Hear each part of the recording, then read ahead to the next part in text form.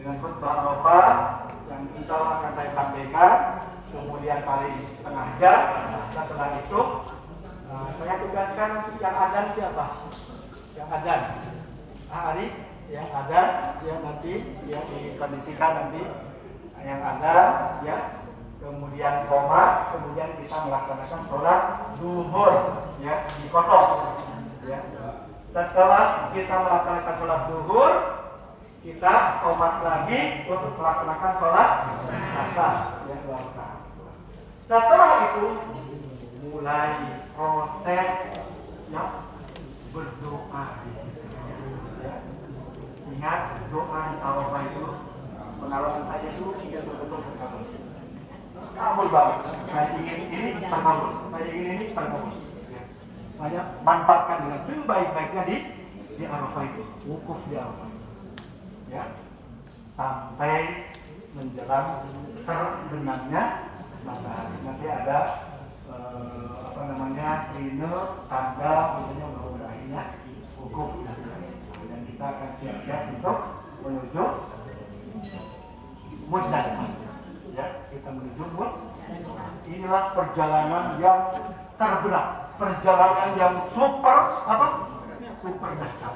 Ya, karena disinilah mulai peranan fisik itu ya, sangat tergantung banget. Ya, karena di situ jalan, di situ kita harus berdesak-desakan, kita di situ harus nanti dan sebagainya. Ya. Informasi kemarin dari hasil Zoom meeting, batu yang biasanya kita ngambil di mana? Di Muzdalifah, itu sudah disiapkan oleh panitia kloter di Arafah. Jadi ketika kita keluar dari Arafah dengan membawa snack, ya, snack untuk malam, ya, itu sudah disertakan dengan batu. Nah, tadi Sadapi menyampaikan, tolong dihitung, ya, jangan sampai kurang, ya. Jumlahnya berapa?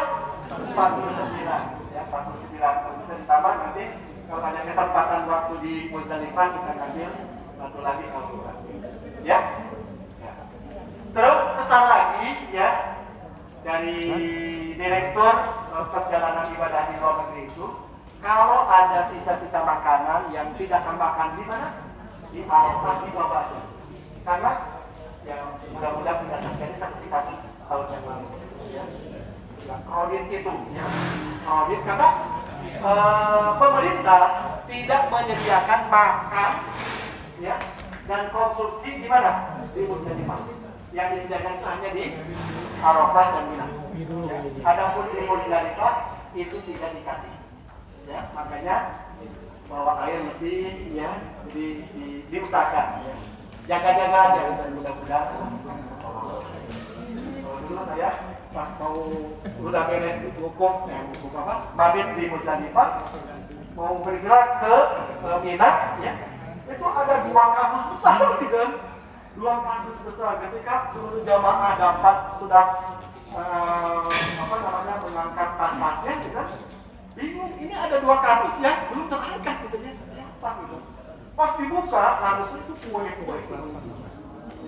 Jadi ada muslimin orang baik ya yang ngasih kue ke kami jamaah. Ini dibagikan ya, mudah-mudahan kita terima sama-sama. Ya. Terus informasinya kemarin dari hasil Zoom itu jamaah yang pakai kursi roda itu lebih awal diberangkatkan ke Mina dan hanya murus ke Mina, ke Muzdalifah dan hanya murus saja, lewat saja. Dan setelah itu baru dimasukkan ke Mina lagi. Itu informasi kemarin dari Direktur Perjalanan Haji Luar Negeri. Jadi yang sepuh-sepuh, ya. Tapi nanti kita kondisikan apakah yang sepuh-sepuh itu kita bareng lagi dengan kita atau dilebih dahulukan. Tapi kita koordinasi dengan Dr. Ya. Adapun yang sehat-sehat lah, yang kuat-kuat, ya, itu diberangkatkan dan ada kesempatan untuk mabit, ya, walaupun tidak sampai subuh. Ya. Itu pun saya mau ya konsultasi dengan Ustaz Arti gitu ya. Mau Abdul nggak gitu ya? Mau Abdul gitu. Kita mabit di Muzdalifah sampai menjelang subuh, kita sholat subuh di Muzdalifah. Kemudian berangkat ke Mina karena sudah tidak ada bis, jalan kaki. Siap nggak? 3 kilo. Itu tanggal 10 kan? Tanggal 10, ya, tanggal 10. Kuat nggak lagi ya? Iya, gitu. Makanya kita tinggal diizinkan nggak oleh pihak kloter kita. Karena kalau kita lihat cuma 3 kilo ke ya. Tapi kita lihat kondisinya ya. Kita mau koordinasi dengan ya. Jadi Abdul lihat kita bisa sholat subuh di Muzdalifah gitu ya. Kita bisa berdoa di Masjidil Haram gitu ya. Itu di Muzdalifah. Tapi karena tadi kondisinya kredit, kondisinya itu apa? Jumlahnya begitu padat, maka kita bisa mandi sebentar, ya, langsung ke itu. Ya, kita memohon kepada Allah agar Allah memberikan kemudahan. Ya, setelah kita di Muzdalifah, ya, kita menuju ke Mina, ya, kita kembali kepada tenda. Kemudian setelah berada di Mina kita siap-siap sebelum ya duha katanya, ketika sudah mulai masuk duha kita akan melaksanakan Jumrotul Aqabah. Inilah jumroh yang terdahsyat karena seluruhnya menuju ke Jamal. Nah, ini mohon supportnya dari yang muda-muda untuk kita bahwa yang sepuh-sepuh kita untuk bisa melaksanakan Jumrotul Aqabah. Ya.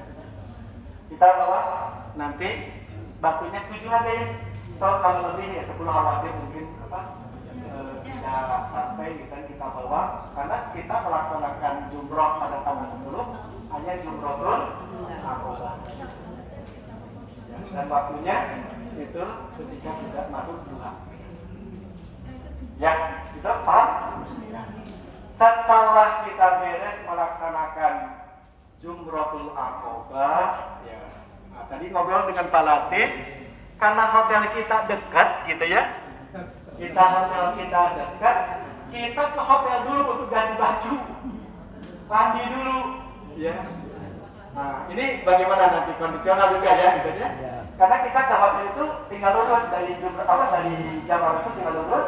Ya kira-kira 3 kilo ya kita masuk hotel ya kemudian kita tadi cukup dulu ya setelah Jumrotul Aqabah kita cukup dulu tahap awal ya kemudian setelah itu kita menuju ke hotel ya kemudian kita mandi kita bersih-bersih kita ganti baju ya kira-kira jam 9 atau jam 10 ya kita menuju Haram. Dan menuju Haram kita menggunakan bis yang kita sewa. Ya, menggunakan apa? Bis yang kita sewa yang sudah menunggu di samping kanan Jamarot. Gitu ya. Kita harus jalan dulu. Ya, kita harus jalan dulu ke menuju bis. Gitu ya. Kemudian ya nanti mungkin koordinasi dengan panitia hotel dulu atau kita langsung. Yang sepuh-sepuh, yang sepuh, ya, saya akan kondisikan tidak melaksanakan tawaf ifadah bareng-bareng. Ya, saya akan kondisikan yang sepuh-sepuh yang tadi pakai kursi roda untuk menunggu di bis, ya, di bis tidak melaksanakan tawaf ifadah. Kapan tawaf ifadahnya? Tawaf ifadahnya nanti setelah pulang dari Mina. Ya, pulang dari apa? Dari Mina. Ya. Kita pulang dari Mina tanggal 12. Ya, insya Allah untuk tawaf ifadah yang pakai kursi roda itu pada malam tanggal 13. Supaya selesai di situ. Ya. Setelah dari tawaf ifadah kita menuju bis lagi untuk menuju ke Mina. Ya. Untuk menuju ke Mina untuk pelaksanaan apa? Nafar awal ya kita menggunakan lafaz awal karena tanggal 11 dan tanggal 12 ya. Untuk melempar jumroh, ula, wusta dan aqobah. Yuk, kita melempar jumroh sekarang. Kita ke luar lagi. Ya, untuk melaksanakan jumroh.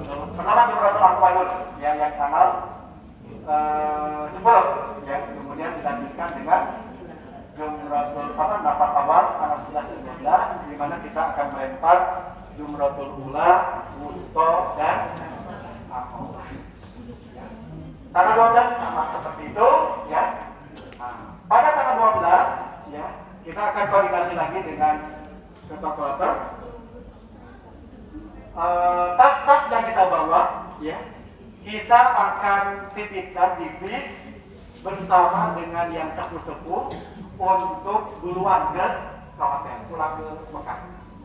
Ya, untuk pulang ke Mekah. Yang gagah-gagah kita melaksanakan melempar jumroh yang keduanya tanggal 12 sekaligus langsung pulang ke hotel. Setelah itu selesai perjalanan ibadah.